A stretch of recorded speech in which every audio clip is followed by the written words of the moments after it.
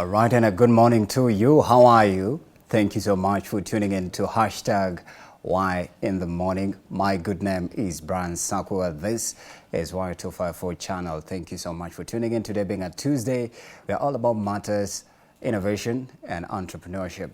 And I promise you for free, we have an interesting lineup of conversations with interesting personalities as well that will be coming through to share with us different insights, nuggets and knowledge on different topics that you definitely would love. So stick around for that from 8 a.m. to 9 a.m. and then 9 a.m. to 10 a.m. But right about now, I want you to do me and yourself a favor by finding us on our social media from X, Instagram, and the rest, which is Y254 channel.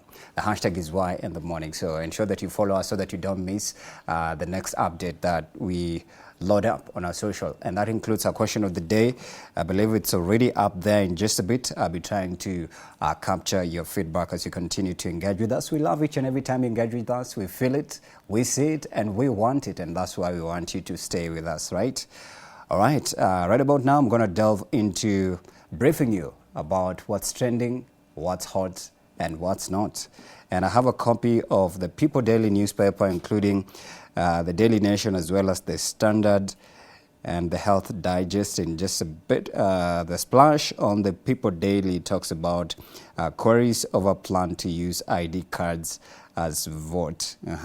Move sparks debate on whether it could be an avenue to recruit aliens to register. The story is on page 4 of the People Daily newspaper, and then there's a photo as well right there. Vivid memories of elections. You know, we're just about to enter into the spirit of elections, and I trust if you're a Gen Z, you've already registered. Now, the other day, the IEBC actually issued a platform where you're able to verify if you registered even previously before. You know, Kitambo, you would go and get that ACA card, you know, but right now you can just check everything online and you know if you're registered or not. Down there on the Daily Nation, it talks about second Mpox case in Mombasa and the untold pain. The story is on page number 6. On top of that, it talks about why Raila is at crossroads in backing Ruto. All right, and there's a photo as well of Paul Mackenzie. He used Ukraine versus Russia war to instill fear of the end of the world. So shocking discoveries as well and developments regarding to the Shakahola massacre and what transpired last year. Was it last year or last year but one? When the Kitawaramba, you know, sentiments came from Paul Mackenzie. And it's still now a thing. Now, away from that, the Daily Nation splash talks about tax row exposes Kenyatta Family Expressway deal. And then on the other side, they have a photo of Nairobi woman representative Esther Passaris. IEBC begins reviewing a petition to kick out Passaris from his house. 4 petitioners submit a petition to the Electoral Commission seeking the ouster of Nairobi woman representative Esther Passaris. Paul's agency will consider whether the recall petition meets the legal threshold. The story is on page 8. Right, a conflict of interest bill passes by members of parliament is awaiting presidential assent. I believe this had a lot of reactions as well from the public, whether government officials should openly transact or do business with government, yeah? Very controversial, I believe. Very, yeah. And then on the other side, on matters education, why head teachers want parents to pay more fees as debate rages on the fate of free education given reduced budgetary allocation by government. Head teachers are seeking clearance to charge parents extra fees to plug the shortfall. They argue the cash crunch will disrupt operations in public schools next term. The story is on page 10. Down there on matters politics, 10 hurdles for Ruto opponents face ahead of the 2027 poll. Politicians working to topple the Kenya Kwanza regime in the next elections must overcome several obstacles on the path to crafting a winning formula. The story is on page 7 of the Daily Nation. Now, onto the splash of the day on the Daily Nation. There's an interesting description there about the contract that talks about a contract between Edgeworth Properties and Kale Infrastructure Construction Company. The Nairobi Expressway contractor would not have raised any eyebrows why if not for tax feud over millions of shillings, now the dispute has exposed another well-kept secret, the Kenyatta family link to the Mega Road project. The story is on page 4 and 5. That's the main highlight on the Daily Nation newspaper. Down there below it talks about a pill. And I think there's a development to this, and I'll get to it in a bit. A first male birth control pill clears another milestone. The campaign for a third category of contraceptives for men after condoms and vasectomies is gathering pace, with the first hormone-free birth control pill passing a crucial safety trial on page 3 of that. That's where you're able to get that story. I think we are interestingly moving to a world where men will now have to take contraceptives or to take pills to prevent birth. Now, the Standard, I believe, a little bit explosive, but quite warm a little bit today. Talks about policy confusion, cards, cripple public schools. The story is on page 6 and 7. Government's shrinking education budget and policy flip-flops leave schools reeling, parents paying more, and the promise of free education in doubt. Down there it talks about betraying Kenyans. That is the splash. Kenyans are being abducted, tortured, and dumped across East African borders, yet the government watches in silence. From human rights activist Mobili Mogoti, who was left drugged and traumatized in Diani after 4 days of torment in Tanzania, to the earlier seizure and even sexual assault of Boniface Mwangi and Ugandan journalist Agatha Tuhare. The pattern is chilling, with no formal charges, no consular access, and accountability demanded. These incidents raise alarm on brewing diplomatic disaster. At the center of the storm, okay. So attention is now being shifted to Prime Cabinet Secretary and the President to take stern action regarding the heinous abductions of, activists across the divide between the East African community, and that touches on matters, I believe, Kenya, Uganda, and Tanzania. On the Financial Standard, they have alarm as Kenya's debt spirals past the 11.5 trillion mark. That's the public debt, I believe. Yes, and then there's an interesting update here. It talks about Kenya ranked as the top user of GPT. Right? This is an interesting one. It talks about the proportion of Kenyan internet consumers aged over 16 years using ChatGPT now stands at 42.1%. New data shows beating all countries globally in what signals a growing reliance on artificial intelligence tools to perform day-to-day tasks.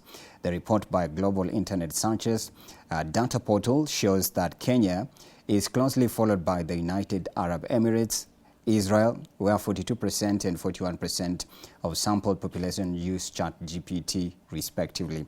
The survey sought to establish the percentage of internet users aged over 16 who had used ChatGPT as at the time of the poll, either through website or via mobile application.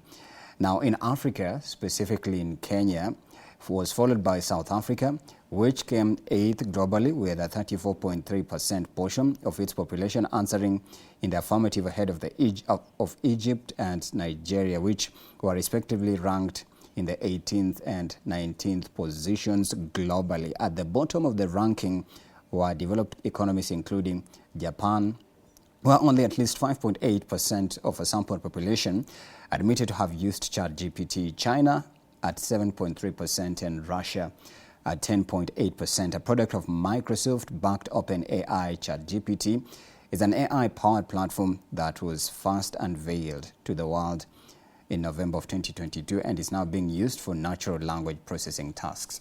Like if you want to emit or get meaning of what animals, for example, I think there was one, I think it's maybe it's already working, I don't know. NLPs, they're trying to find out different sounds when a cat is, what is the sound produced by a cat? Is it meow? What is the sound produced by, what do you call the sound produced by a cow? What is the sound produced by a sheep? A sheep bleats, right?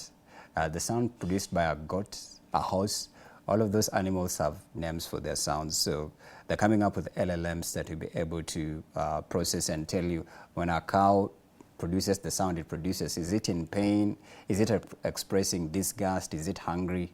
And I believe it's interesting because we never would have imagined we would have moved to a world where you're able even to know if a snake is hissing, if a bird is, whistling just on the trees. We used to say singing, birds were singing, but here, birds are chirping. That is the sound of birds here.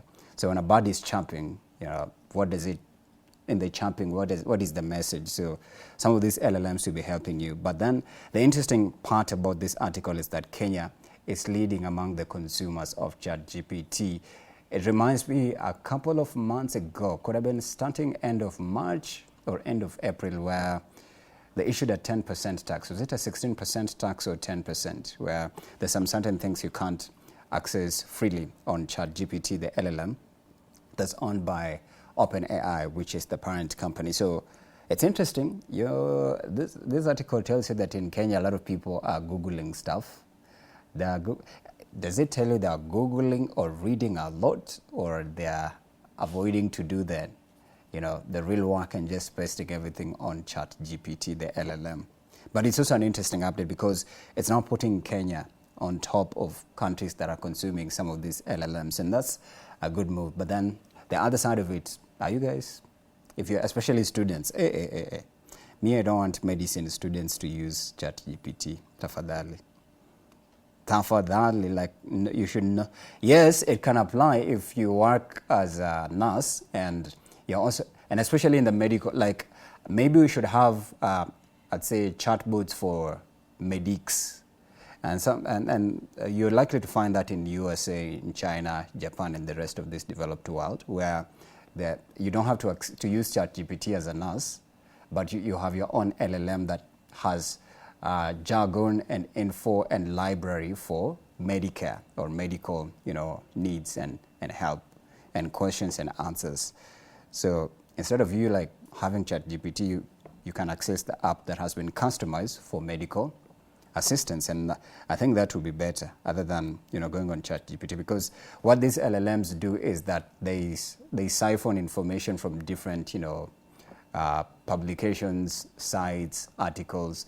It could imagine if you Google, let's say, how do you treat, because people Google a lot signs to try just get some of these over-the-counter drugs like Panadol, penicillin, and the rest, and amoxicillin, I believe, So somebody would just Google, how can I treat quickly a headache, and it takes you to an article by who is the funniest comedian. For example, Eric Omondi, and then it brings an article about Eric Omondi. He used, I don't know what, he did a mixture of something with alcohol and kichweka cha kubuma. Imagine. So I think that is maybe the downside of some of these LLMs, not having the right or professional links to websites that offer direct help to a specific issue. And I think that can be a pain in the neck a little bit, right? Let's move to the Capital News and see what it's talking about.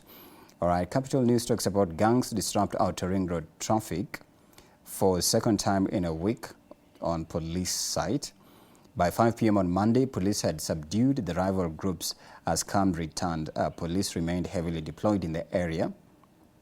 The clashes, which erupted between Allsops and Kariobangi roundabout, also spilled into the Riverside area, where police faced off with the groups in an attempt to restore order. According to a situation update issued at 3:30 p.m., the altercation caused light but disruptive crowding on the busy highway. The situation remains fluid and is under close monitoring, according to the police report. The cause of the clashes remained unclear, though tensions had reportedly been building in the area amid calls by residents for the transfer of local police officers. Authorities advised motorists to avoid Outer Ring Road and use alternative routes as efforts to quell the unrest continued. By 5 p.m. Monday, police had subdued rival groups as calm returned and police remained heavily deployed in the area. So we're seeing this, say, surge in just, attacks. There was a report I was watching, I think it was done by Lilian Muli, where there was a burial that just went chaotic. Was it in Makueni? Yeah, was it in Makueni or Kitui? Yes, yes, yes. And, you know, like it turned ritualistic where I'd say crowds, or you can say angry mourners, so let's just use the youth. They got angry, they yanked the casket that had the remains of the deceased. It was reported the deceased died of a road crash. And I just don't know where these angry mourners, you know, came from, and they decided to take over the funeral. And they even used alcohol. They even tried to feed the deceased, you know, some foodstuffs. It just turned chaotic, and the family was stunned and lost for words. There's nothing they could do because they were overwhelmed. I remember one of the police representatives who spoke said they don't want such a thing to happen again. But we are seeing angry mourners. Even what happened during the Albert Ojwang's final send-off, when the body arrived in Siaya, angry mourners took over, hijacked the convoy and took the body to Mawego. And then, you know, even I remember as well the story of Brian Chira. You know, there was such a similar thing, you know. Angry mourners took over the funeral, performed everything, TikTokers, influencers, and everything is being filmed. So that was just wild and insane. Now, away from that, speaking of wild and insane, could the copper in your diet help prevent memory loss? That's according to a new study suggesting. Oh, really? Copper? Because copper is a metal, right? So how should it prevent memory loss? Let's see what this article is talking about on the Capital. But away from that, it talks about judges reject petroleum firms' bid to strike out an appeal in a high stakes, according to an arbitration case. As I wait for that article to continue loading.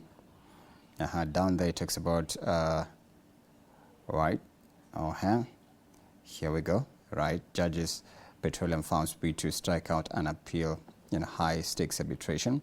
Now back to the article. Could the copper in your diet help prevent memory loss, as a new study suggests?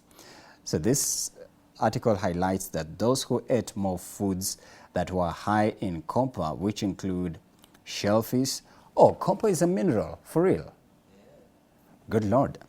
Which include shellfish, dark chocolate, and nuts, did better on tests that are used to spot early signs of age-related memory loss and dementia, which is now a common, you know, mental disorder. More and more research suggests that the copper in your diet could play a bigger role in brain health than we once believed. A recent study found that older Americans who ate more copper-rich foods did better on memory and concentration tests.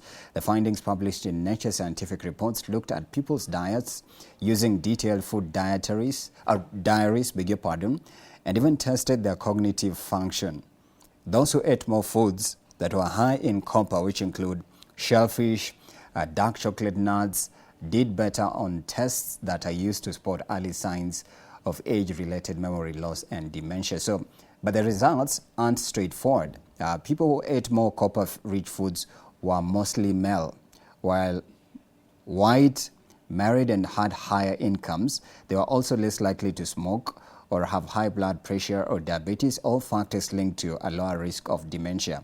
So people who consumed more copper also had more zinc, iron, selenium in their diets and consumed more calories overall. So it also says down there, it's hard to separate the effects of diet of these other advantages, although some research was reviewed suggesting that improving nutrition might be especially helpful for people from less privileged backgrounds. But then what is striking is that we are seeing more cases of dementia. You know, I remember the one that I prominently remember was the case of Wendy Williams, of the Wendy Williams show. I used to watch the hot topics from that show when I was doing radio, and I would steal, you know, her hot topics, and the way she dramatically do them, nobody else has ever done it like that woman used to do, the Wendy Williams. So you'd find anything that has to do with tea. And I believe Wendy Williams would compete with the Shade Room and TMZ before TMZ and the Shade Room became household names in America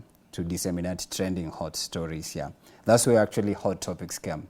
If you trace the history of TMZ, Shade Room, and the Wendy Williams, they are the first beginners of talking about hot topics. If you've ever seen a show where the presenter is coming and telling you, hey, these are hot topics, it came from those places. Wendy Williams and The Shade Room and TMZ.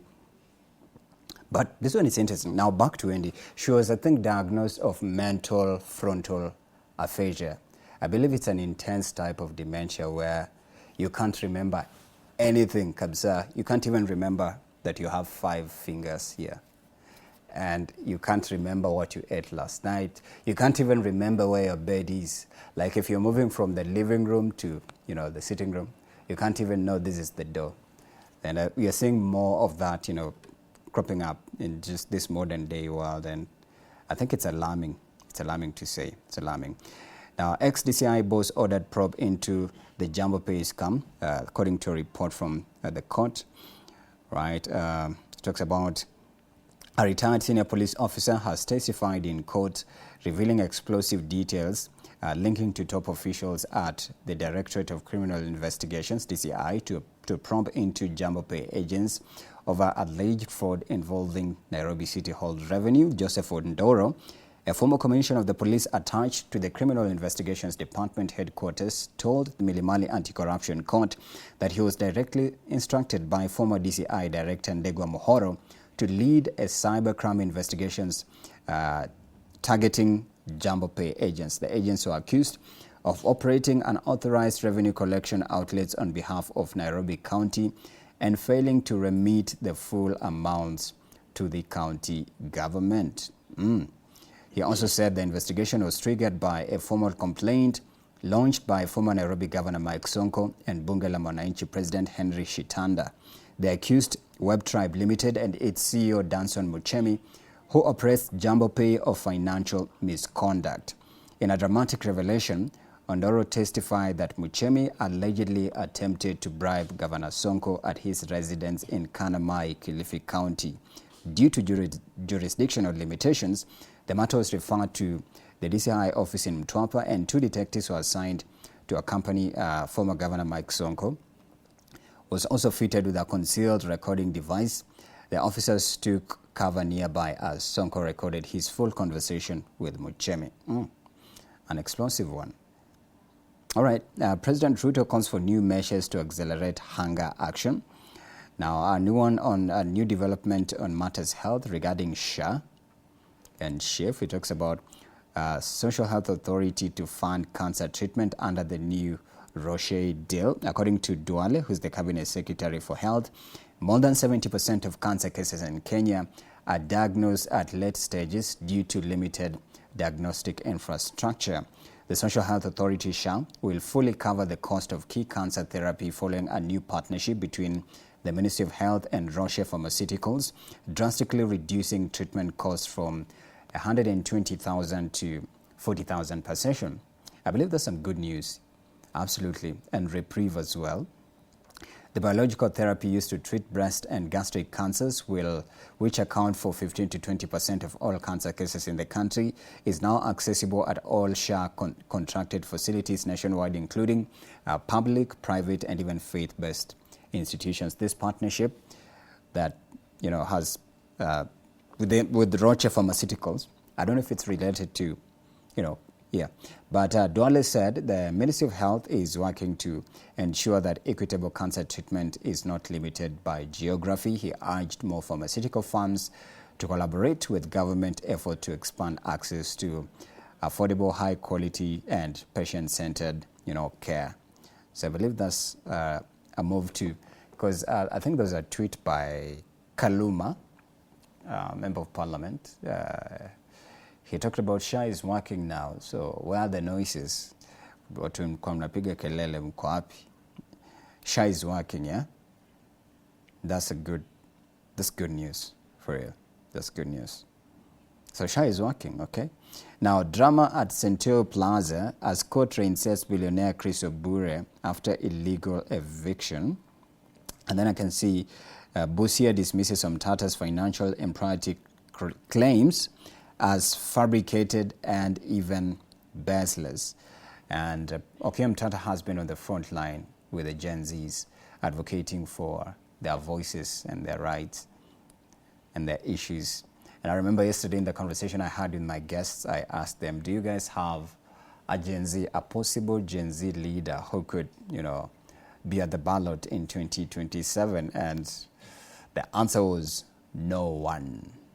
No one. But yeah, Okiya Mtata has been on the front line, but now he's being mentioned in a scandal right here that says the county government of Busia has refuted claims by the county senator Okiya Mtata of financial impropriety involving a 5.2 billion Kenya shillings deal in the 2022-2023 financial year. In a statement released on Monday, the county dismissed the claims as fabricated and baseless allegations by Senator Mtata, who had publicized what he termed as fraud audit report implicating the county executive in massive financial mismanagement, right? And then it also talked about, quote unquote, from the report, it said, let it be made abundantly clear, a senator cannot and does not have the mandate to singly audit county accounts. That's according to the statement. It's also emphasized that under Article 229 of the Constitution, only the Auditor General is legally empowered to audit and report on the use of public funds. And then down there it talks about the county government stated it duly submitted all expenditure documentation to the Auditor General, and that the governor has routinely responded to queries raised by the Senate based on financial audit reports, right? A reaction from Governor Paul Otuoma that said the Otuoma-led devolved unit further accused Senator Mtata of engaging in political theatrics driven by personal and political motives. But yeah, he said it's baseless and does not have facts. So it's not a true story of that scandal of 2022-2023 financial year.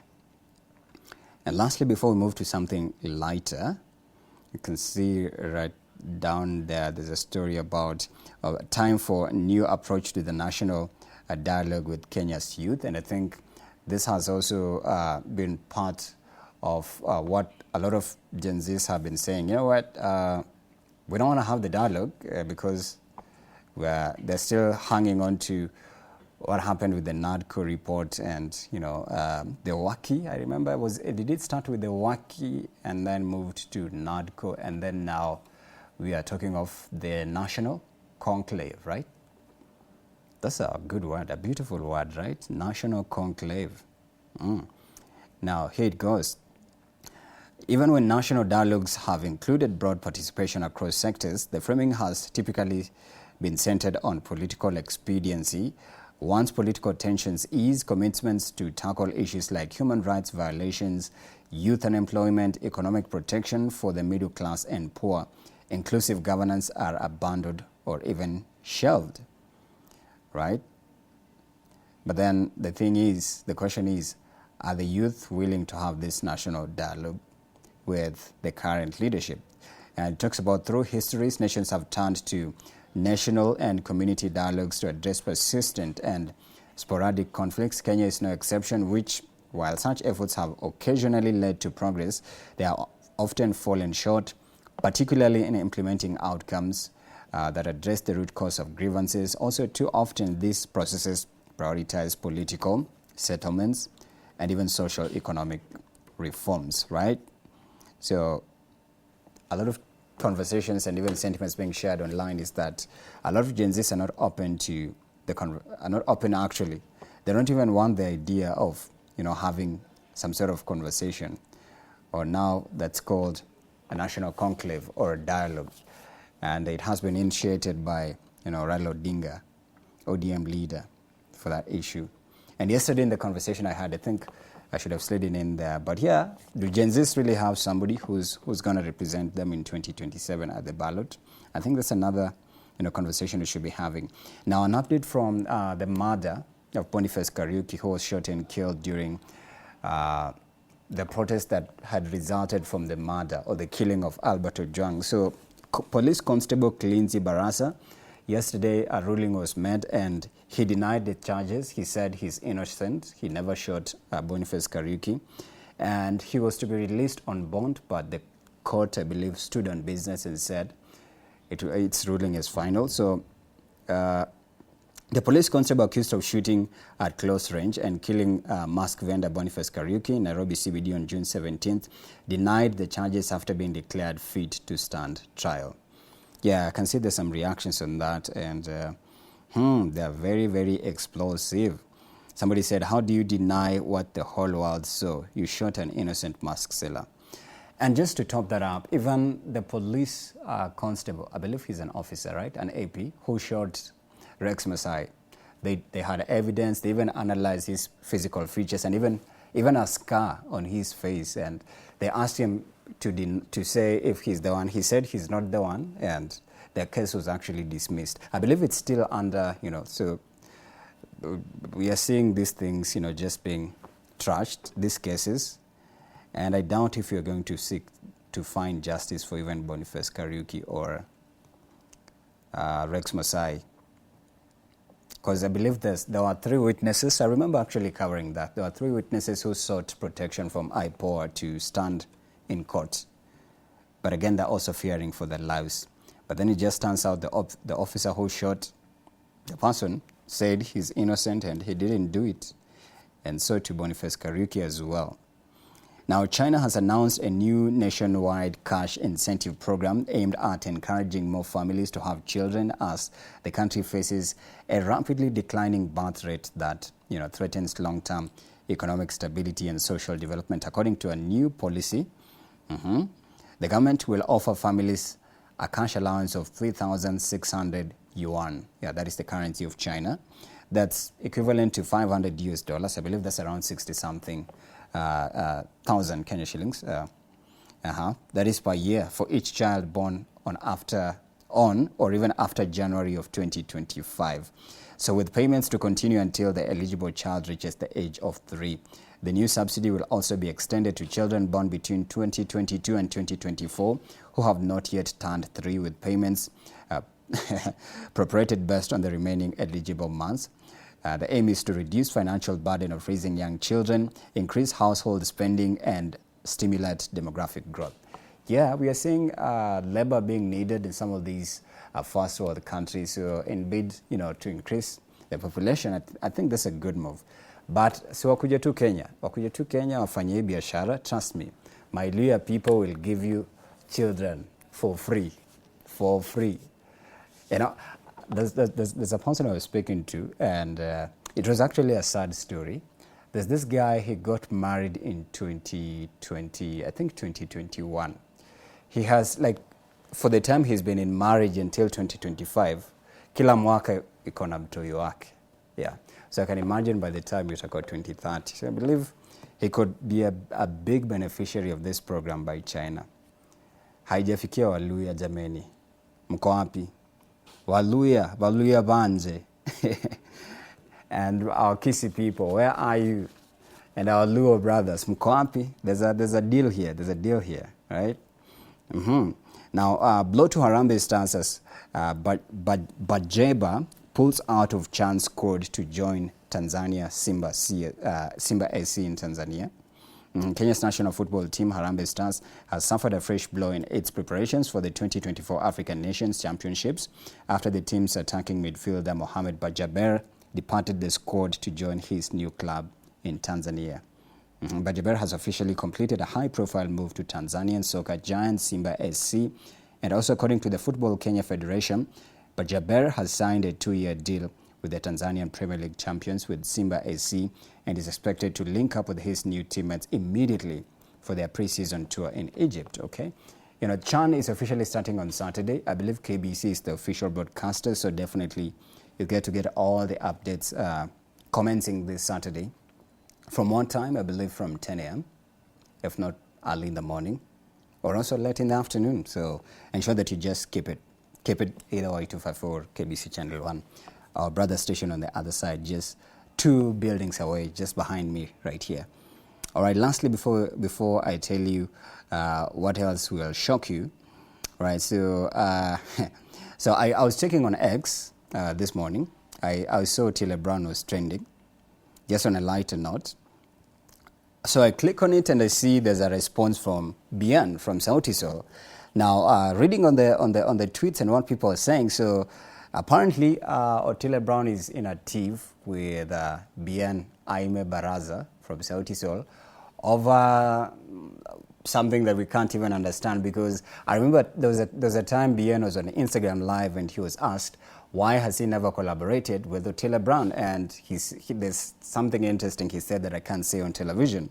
But again, yesterday Otile Brown had something nasty to, I don't know if it's nasty, but yeah, because of beef and it's fodder for the blogs, this is what he said in his Insta story. So quote unquote, I'm gonna read it because iko in Swahili. He says, hiyo ng'ombe ilikuwa hiyo ng'ombe ilikuwa lazima i-comment. Kinakuanga na mdomo kaya, mshamba wa international wave na kafeva kawa Kenya kamemwangukia. Kanajiita Omega kwa nyimbo gani? Hizo za TikTok challenge zenyu see. I can't even comprehend this, man. It's a long paragraph. But who is Bien? Bien responded. You know, Bien's song currently trending is called All My Enemies Are Suffering. And I told you yesterday, be careful, Uskwe, one of the enemies, because his season si poa. So this is what Bien responded in his Insta story. I love it when celebrities fight. I just feel and enjoy it, yeah? Quote unquote. So Bien posted a screenshot of a highlight after. Back to the story still. Otile Brown had a manager by name Mumbi Minor. She was a very beautiful lady, right? A baddie. So the baddie stepped down and Otile Brown had to seek another management to help him with his music. So I don't know how it turned out that, Bien came to, I don't know if he was trying to rescue his career, because at some point they were asking, is Otile music career dead? And Bien responded, akasema, all my enemies are suffering. And this is what it said: after much thought and consideration and reflection, I have made the decision to step down from my role as Otile Brown's manager. And that was the highlight from Bien. But again, I saw KRG the Don responding to it. He said, I don't understand our local artists anymore. They are always beefing. But anyways, artists are supposed to beef. I think this would have been great if it was during those times of Nas, Tupac Shakur, Kanye West, when hip-hop Tiger, Wale, some of these, black rappers, Kendrick Lamar, I'd enjoy, and, they'll just do response tracks and they'll roast each other. But sasa here, hawa. But anyways, Bien is on top. Right now he's leading, and I think he wins. Bien wins in this beef anyways. But Otile Brown still has his own audience, And there's a style he sings, and I think it's captivating. If you are a music lover, or if you work in radio, probably one of his tracks is on your playlist anyways. And speaking of playlist, there's an update here that says your electricity bill will be rising, and as artificial intelligence is partly to blame in 13 states that include, this one is for the people in the Americas, right? Including Pennsylvania, Ohio, and Maryland. The big tech data centers are putting serious strain on the power grid. Yeah, I think I had this conversation as well with an AI expert, because I've hosted several right here.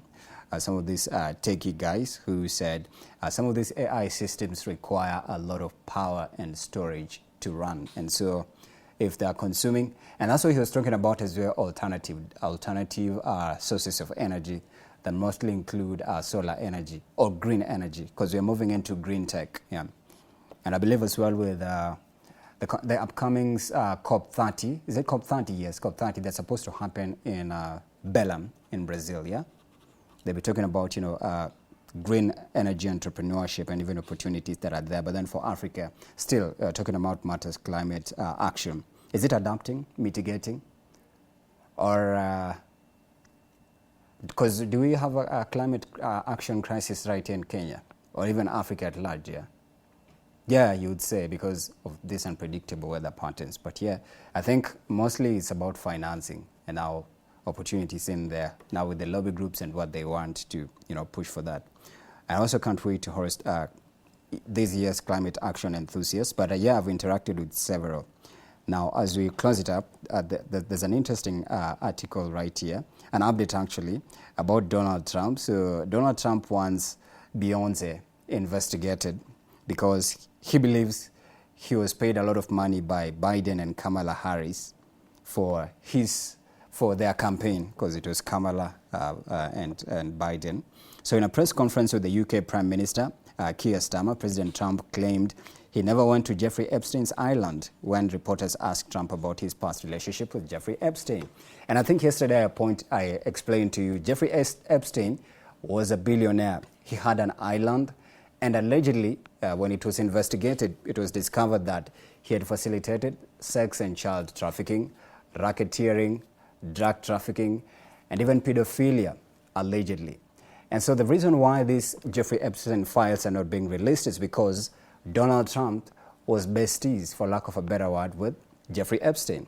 Now, when Jeffrey Epstein was convicted and he was jailed, he later on died. I believe in 2019 or maybe several years before that, he died by suicide. And so a list was to be published. And if this list comes out, the people on that list will definitely end up in jail, and not just for like a short stint, like a lifetime jail. And the list includes, allegedly, they're saying Oprah Winfrey, P. Diddy again, Beyonce, Naomi Campbell, some of these elite people in the black entertainment culture community.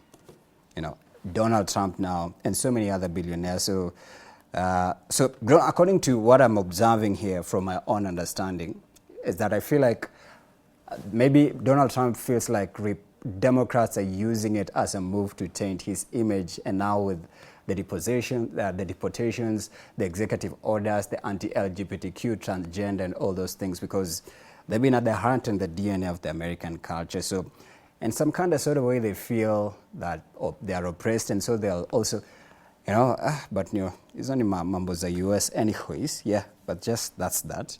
And I think that can mark this hour of Hot Topics. What else caught your attention right here in the country? There's something interesting about Sanaipei Tande. Let me see if I can get it. Yes. It was an article that was talking about her timeless music and the way she continues to evolve, and she's ageless. She ages backwards. Her beauty is charming, and her voice is just angelic, and she doesn't age. Yeah. But again, there's something that was talking about, her marriage, that she want to get married and or not. Yeah, she will tell you guys if she want to get married, yeah? I'm sure it will be an interesting highlight, yeah? Yes, sir, and that's what's up. So we're going to do this. We're going to take a very short commercial break. And then when we come back, we'll be delving into the matters, the world of cryptocurrency. There's so much more to learn, so many things that happen into that world, including how can you venture into it? How can you become, let's say, a trader in the cryptocurrency world? Maybe what is the currency that they use to trade in the Kenyan landscape? How many Kenyans are in that space? And what are some of the tremendous projects, especially when it comes to digital assets, and even the digital skills, and even the ethics around it, yeah? And is it a trustworthy space? Yeah. And how much can you make, and how can you invest in that? So those are some of the things we'll be highlighting with our guest, who I can see is right in the studio. He came in early. Jerry Bogonko. We'll be talking about that and much more. And later on, I'll be speaking to Samuel Murage. Yeah, he's been going viral, actually, just teaching people how to become a good brand ambassador of your company, the products you're selling. If you're an entrepreneur, how do you package yourself and just set yourself on the road to goodness? What are some of the things, and even the language, the lingo, and how can you contain yourself or package yourself as a personality that can performatively and competitively be accepted into the job market, the entrepreneurship market, even in the employment market. So that and much more coming up. So let's take a short break, and then we'll be coming back at Y254 channel at Brand Circle 101 on the hashtag, which is Y in the morning. Thank you for tuning into my TED Talk. See you on the other side. My co-host will be back next week right here, so no worries. I'm here for her, right? So I'll see you on the other side.